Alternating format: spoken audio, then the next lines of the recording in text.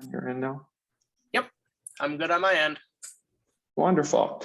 Well, welcome. Any other further questions before we get going? No, I don't think so. Okay, so before we get to the questions, just quick introductions from us on the FEA ends. We'll go around the horn here. My name is Ben Norman, and I'm an English teacher here at Fargo South. I'm Grant Kraft. I teach Latin at Carl Ben and Fargo South, and I was elected as vice president of FEA for next school year. I'm Stephanie Jorgensen, and I'm the school counselor at Clara Barton and Hawthorne Elementary. I'm Stephanie Schuster. I'm an elementary school teacher at Ed Clap. I'm Nadia Froning. I teach science at South. Pleasure to meet you all. Yes, we're glad you could join us here tonight. First question here, Deven, to get us started, if you could just briefly introduce yourself and tell us why you are running as a challenger for the school board. Yeah, so I'm just Deven Styczynski. I'm a working dad from North Fargo. I do quality control for pharmaceuticals, and when I see something that doesn't quite make sense to me, the very nature of my job and what I do is to question, are we doing things the best possible way? And some of the actions of the school board over the last few years has really left me concerned as a parent, because I see a lot of good debate get stifled. I see a lot of concerns from parents and educators just kind of get roundly dismissed.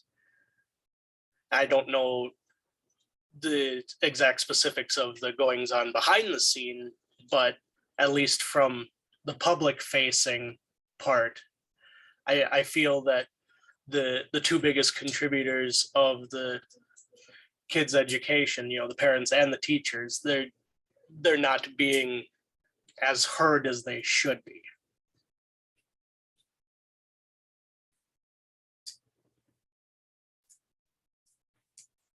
Thank you for that. Do you support public education is our first official question. Yeah, I have no problem with public education. I mean, I pay for it with my tax dollars either way, so so I might as well contribute to it to make it better than pull my daughter out and say you're on your own. I mean, there's no reason to not be involved with public education as a parent. Like, you should know what's going on in your child's school, and you should take an active role in your child's education. A couple of people that I went to high school with are teachers now, and they're like, I can't believe some of these kids go to school and they're just absolute tears. Like, that's because the parents aren't taking as active a role as they should be.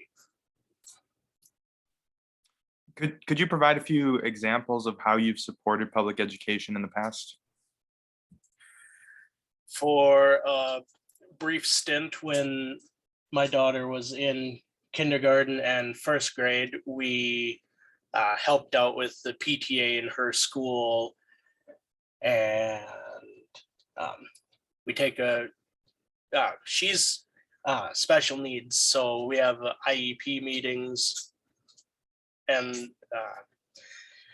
we make sure that we're very active in support of her education, because she needs the little bit extra. So if there's an issue that arises at school with her, we want to make sure that we work very closely in tandem with her teachers, with her speech, with just to make sure that the best outcome for her, and to make the teacher's life at least a little bit easier. Because if it's a behavioral problem, we can usually fix that at home and then send her back to school. And then it creates a easier atmosphere for the teachers plural. If that answers your question.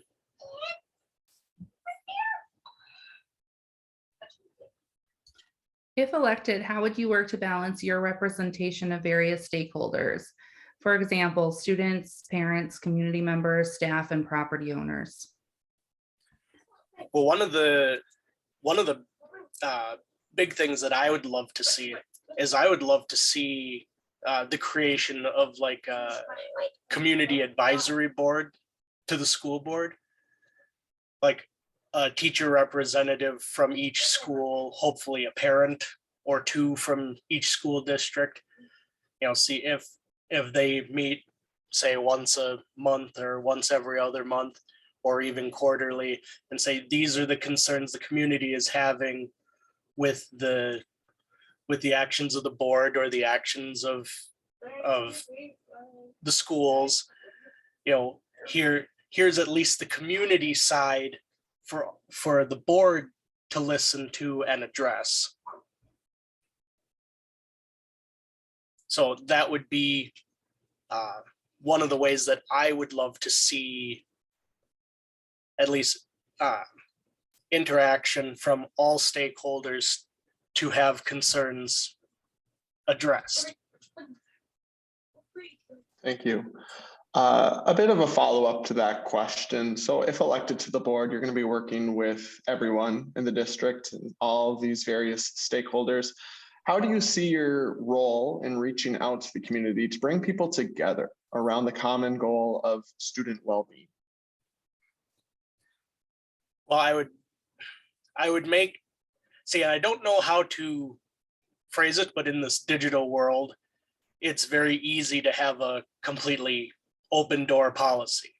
Like, make yourself very available for questions, answers, concerns to be addressed. There's no particular reason with all of our digital capabilities to be in a situation where any parent or teacher or even members of the administration feel like they can't be heard by the school board. I mean, technology is a powerful tool, and we saw that firsthand with COVID, as far as trying to continue education to the best of our abilities. So we should be able to mirror that type of activity for community outreach in the inverse.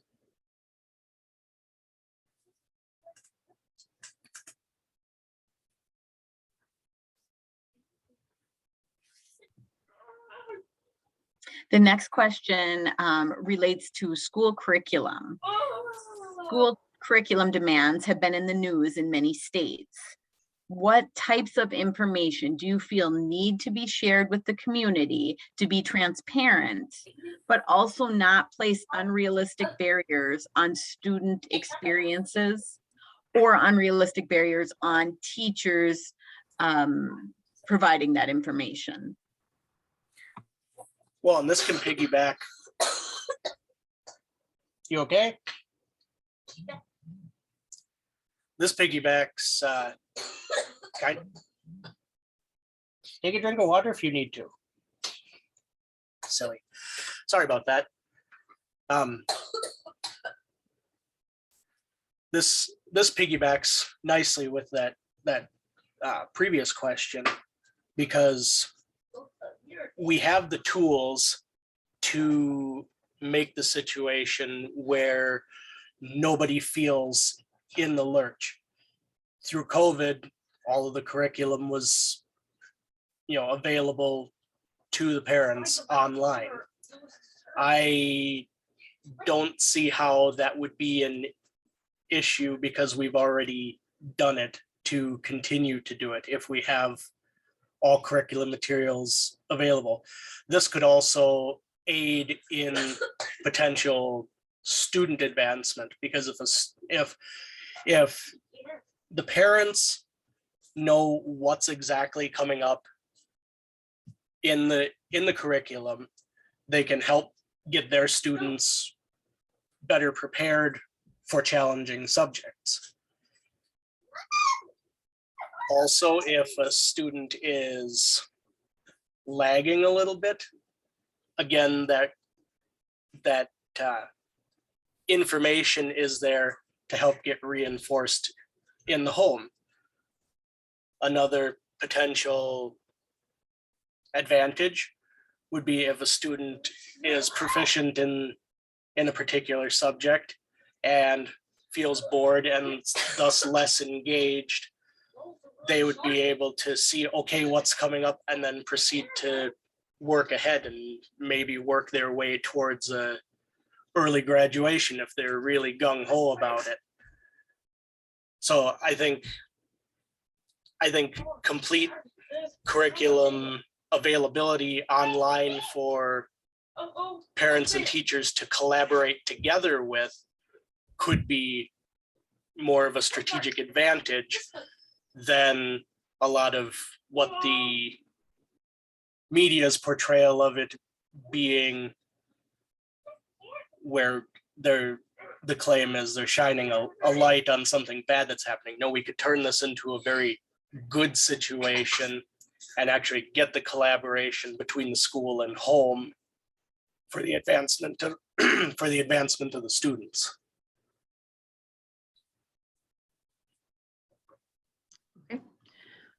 What do you see as the biggest challenge in the coming years for Fargo Public Schools, and how would you address it as a school board member? The biggest problem I see with the entire Fargo Public School system is there's not a unified message and goal. Yes, the goal should be the success of the children, but as a community, there's a lot of side goals that seem to be going on between different parts of town and different parts of even the board itself. And with the very bifurcated board that we have currently, like I've been saying at their board meetings, we've created a very unique situation where who's acting in best interest of the district, which stakeholder has the greatest share of best interest. Is it the educator? Is it the student? Is it the parent? Like, we have to ask this question now with everything the board does. And if we could get a unifying goal across North, South, Davies, the whole thing, that isn't just, well, we want our graduation rates up, we want our student success to go up. Well, we need a unifying message and a unifying rallying cry to actually achieve that. And all this bickering and infighting has really stymied the ability to solve the issues. Thank you. Describe a time, Deven, when you made an unpopular decision. What helped you decide that it was the right thing to do despite it not being popular? Well, I'm a large proponent of, for lack of a better phrase, Band-Aid ripping, because at least in my job, there is a lot of times where somebody will make a mistake and then they'll try to bandage it. Oh, no, we can fix this. Well, if we have a recurring problem, you basically need to rip that Band-Aid off, clean out the wound and disinfect, and basically go from zero and see if you can improve the process better or do a retraining.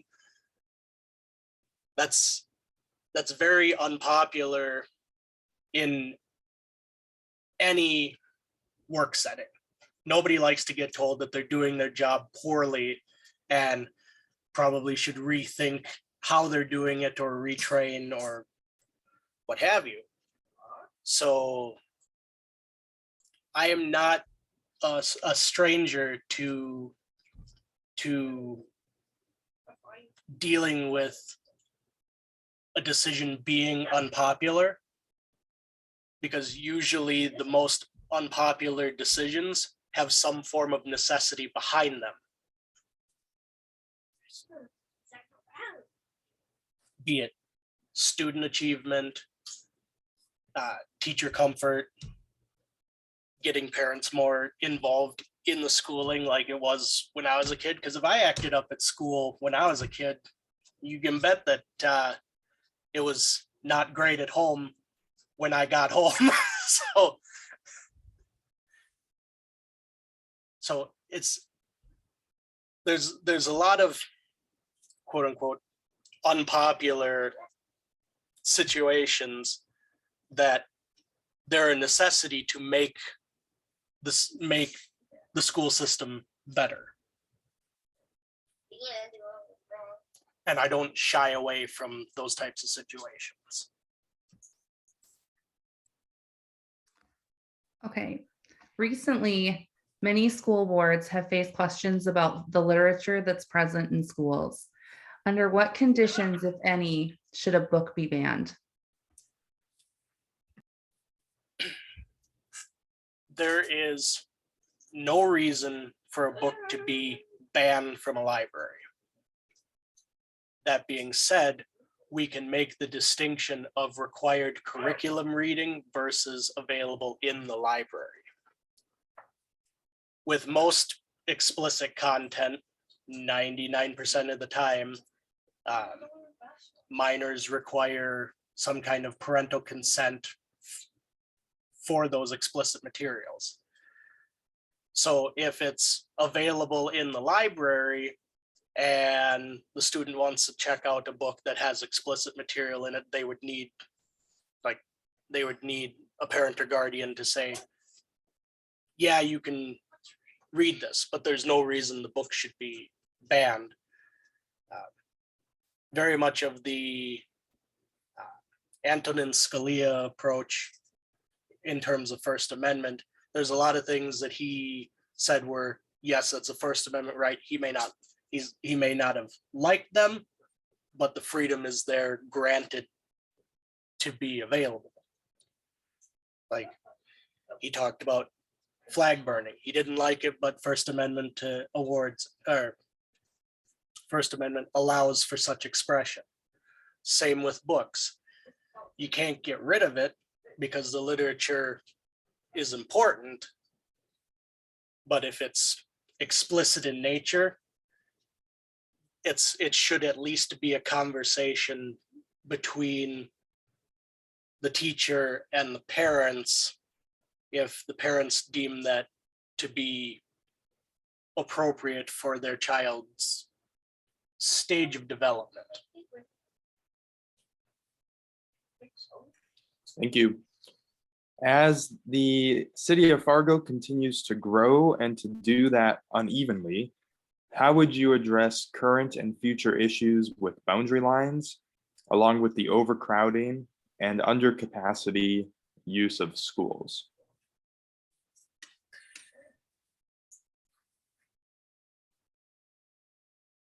Could you repeat the first part of that question, please?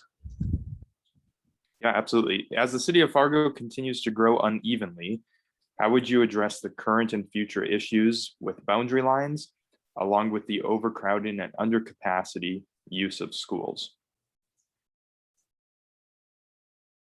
Well, I've had some parents tell me that, well, they're almost grandparent age now, and they remember a time before Davies when their kids were in school, and it was just every possible space had to be utilized to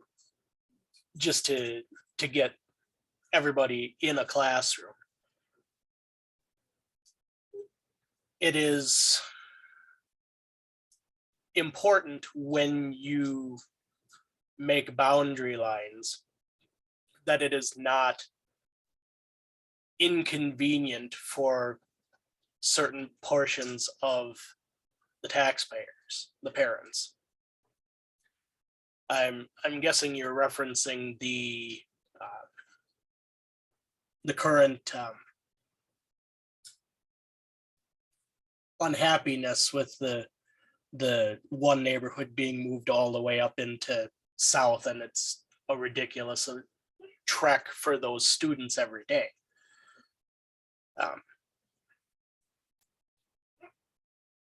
It's not so much a matter of building additional schools as much as it is maximizing available space. Yeah, green space is good and helpful, but a school with a front lawn that could use an extra classroom, that's a no-brainer. You put the extra classroom on if you need to, because you're not gonna necessarily have a spot to put a whole nother school. And as David Paulson had mentioned, anytime you talk about a new school, that's a $6 million bill right out of the gate. And with coming inflationary prices, I would ballpark a new school to be coming in at $10 million. That's a heavy, heavy tax burden for parents, businesses, especially in this economy. So we have to do everything we can to make sure that we maximize available space and all options first.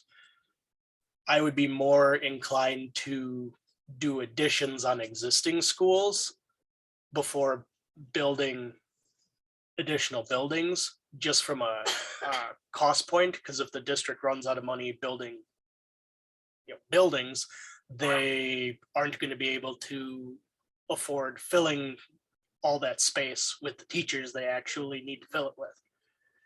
Because staffing concerns have been, they're a problem everywhere. Like where I work, we have 55 open positions right now, and it really, really hurts. There's a lot of long days, long hours, and everybody gets burned out. So I 100% understand the need for more space, but we also need to be able to match it with staffing. And if we're not going to be able to staff a full school because we're not getting teachers coming in, then it would serve us better to do an addition and add 1 or 2 teachers at a specific school than make a whole new school outright. Thank you. And this ties nicely to the next question here. And feel free to reference your written questionnaire response as well, Deven, because there's definitely some overlap here with this next one. I have it pulled up right next to me. Perfect. Love it. Love to have our notes. The most recent board meeting briefs, by my count, indicate that 87 teachers this year have taken on an additional overload, equating to the fulfillment of over 12 full-time positions. With today's tight labor market, how would you propose to attract and retain employees within Fargo Public Schools? Well, I know that one of the biggest challenges, at least I'm going to reference the teachers that I know, that I grew up with. So they pretty much tell me that a lot of the struggle that they have in making their job very uncomfortable is parents using school as a daycare. And I have no patience for parents who do that. You don't make for a good learning environment if you're not taking an active role in raising your children. You make it so much harder on the teachers and make them not want to be there, thus causing more resignations because they don't want to have to to deal with students that will not listen and just disrupt the class. You know, they're there to do a very, very important job. Like a fireman, like a police officer, a teacher is integral to the success of your city, town, community, what have you. So if we can't, as a community, make it a more comfortable work environment for the teachers, then we can't expect it to get better across the board for anywhere. Yes, more pay is usually a good attractor, but it's a double-edged sword, because like where I work, they tried bumping the pay and they still couldn't get people to stay because it wasn't solving the problem of still being short and people just getting burnt out from having so much extra work to do. So I'm not entirely sure how to bring them in, because if you wages should match inflation, but if you crank the wages too high, then you create a death spiral where the district doesn't have enough money to actually fill open positions, because it's spending all of its money trying to just retain. And this is where I had mentioned that in times like this, we should be trying to lean on the community for assistance. Like if you've got a study hall and you've got a parent who's not working, regularly, or they're doing part-time, they could come in and watch a study hall or something, just to take some of the load off, give some of the teachers a little bit of breathing room to stop and have a bite for lunch. Or the community, Fargo, for as big as it is very tightly knit, and I think we would be remiss if we didn't try to lean on them to assist us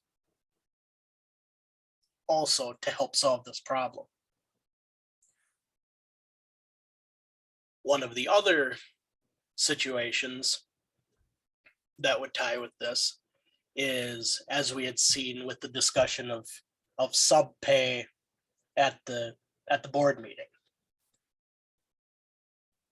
I found it absolutely disgusting, because I was there for that meeting, and I found it ridiculous that all but two of the members recognized that there was a problem, and then they voted to do nothing about it. I'm pretty well versed in Robert's Rules of Order. The motion on the table was for $200 a day. Any of those other 7 members who weren't looking for the $200 a day, any of them could have tried to amend the motion. Okay, what about 175? Can we agree on 175? If not, maybe 150, instead of just punting to the administration. Because the board is the community outreach for the school. You can do a lot with the PTA, but the PTA doesn't have the type of power that the board does exercised over the administration. So I feel like it definitely showed a failing and an unwillingness to negotiate anything. It just, again, it gets back to that complete bifurcation of the board, which is becoming a real problem for this community. How would you work how do you envision school board members working with North Dakota United, the parent organization of FEA? How do you envision school board members working collaboratively to advocate for adequate resources from the legislature? Would you like me to repeat that again? I messed up the question several times. Well, I think I got the gist of your question, and we can look at this kind of how NDSU recently had kind of a falling out with the legislature for funding. There was what appeared to the legislature as a refusal to work within bounds set forth and do whatever the university saw fit. So then the legislature cut their funding. I don't know if that was a complete breakdown in communication or just cooler heads not prevailing, but there should have been a lot more discussion on the table. And we can translate the failings of that particular instance to make our interactions in Fargo much better. There should be no reason that there's outright, for lack of a better term, sass. You don't bite the hand that feeds you.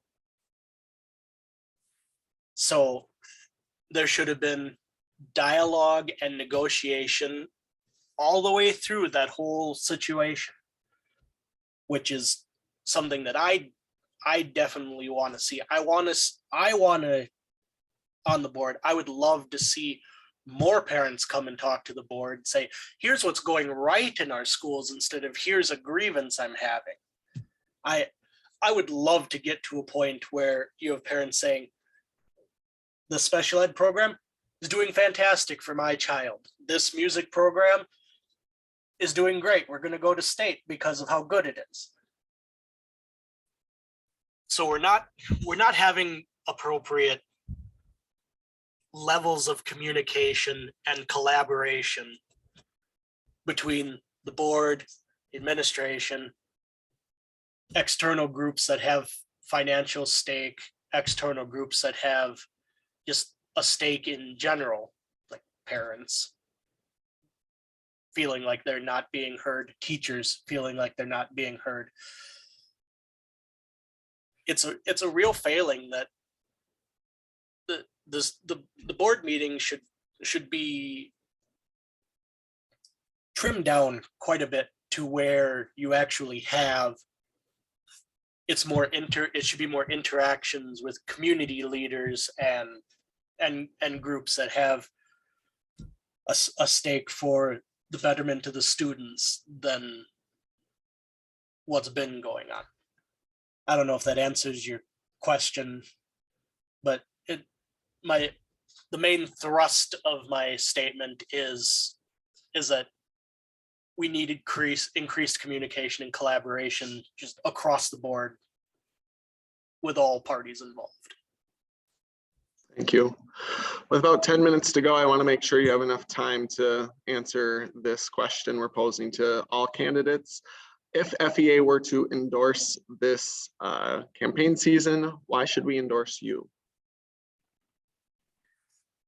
Well, like I said in my questionnaire, the only endorsements that I'm really looking for is parents and teachers, because I consider most organizations to have some form of end goal that they would like to see out of the candidates they endorse. I want to be in it for the parents and in it for the teachers and in it for the students, because they're the meat and potatoes of this entire grand adventure that is public education. They're in the trenches every day. So it would behoove us to make them the focus and not any particular organization. You know, an endorsement is fine, but it shouldn't be what a candidate is after. A candidate should be after what the community at large is trying to accomplish. And from board meetings and other parent events, they've been concerned with decreasing graduation rates, falling standards for reading and math. And I, as a parent, those make me very concerned. And I make sure that my daughter is proficient in reading. She's not so good at the math, but she's very good at reading so far. That's where my priority lies. My priority lies with students, parents, teachers who have the most skin in the game. Okay, thank you. With the time remaining, we open it up here for some questions, either from the panel, if we have time for you. I have a follow-up question. I just want to give you some time and space to add clarity and context if you so desire. But with the form right up on all the candidates, the form positions you on the other end of the political spectrum. And I'm going to just quote from it here. Quoting you, calling issues like furries or students dressing up as cats in class as, quotes, revisionist Marxist nonsense that reinforces degeneracy and shouldn't be tolerated at all. And you said this during an April 6th Cass County United Republican Committee panel with other school board candidates. If you want to clarify or expand on that, we just want to give you this. Sure. So I consider any major disruption in the classroom where you have the students taking the fore away from the teachers and the other students' ability to learn as an absolute problem. The students aren't there to express themselves. That is something for free time. The main focus of the student should be there to learn. You know, learning. I mean, we just talked about our decrease in reading proficiency, math proficiency, graduation rates. If we can stem any form of classroom distraction, like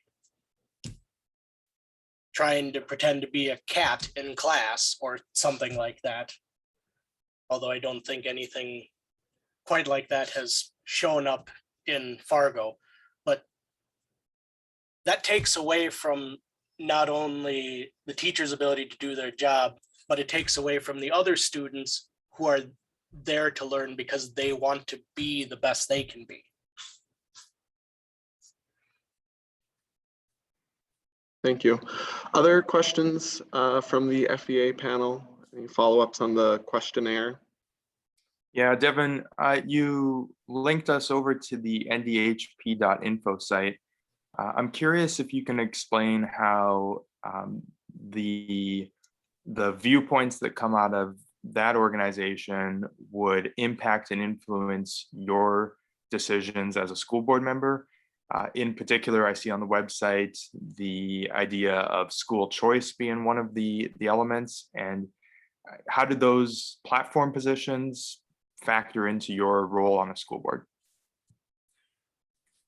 Well, I will say for the NDHP, which is a project of mine and several other people, what we're trying to help do is we want to see the culture of North Dakota thrive.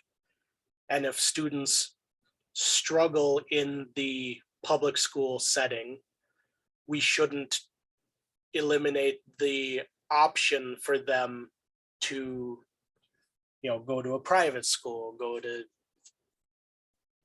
and we wouldn't want them denied the opportunity to better themselves.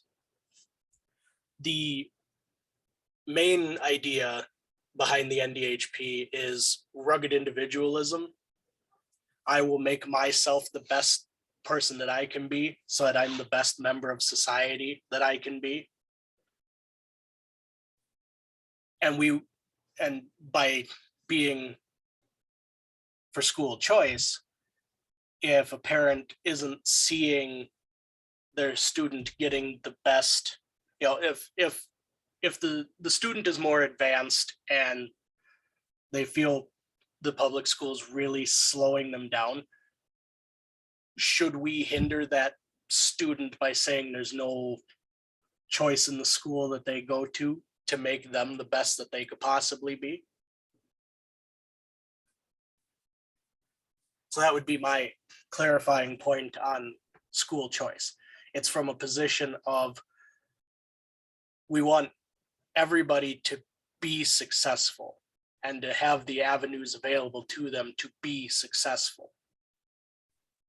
And is that significantly different from what currently exists? I don't think so, because I know that Fargo has open enrollment for if a student wants to go basically anywhere. So I don't see a constraint there. It's just, it was something we put in there as some places have gone to where they require the students to go to the public school and not have the option to go to a private school. That's something we definitely wouldn't want, because I don't want to begrudge any student or parent the best options for their kids. Period. Great. Thank you for clarifying the NDHP platform a bit. Alrighty, and that is going to take us about to our time. Deven, we appreciate your being with us.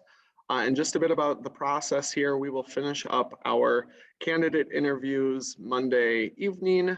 We will debrief as an FEA panel and share our findings with the FEA Executive Board, and we'll be in contact. Well, this was fun. Yeah, this is good. We appreciate your coming on, and have a great rest of your night. You as well. Thank you. Thank you.